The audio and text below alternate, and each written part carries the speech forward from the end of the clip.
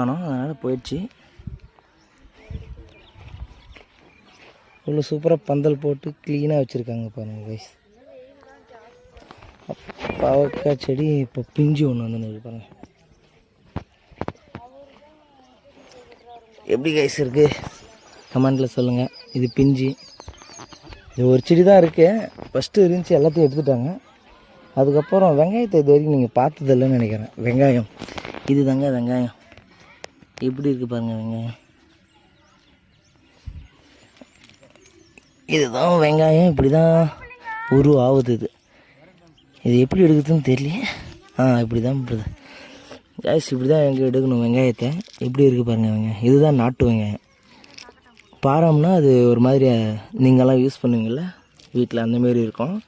இது வந்து நாட்டு வெங்காயம். இந்தமாரி தான் இருக்கும். டேஸ்ட்டாக இருக்கும் கைஸ். இது எங்கள்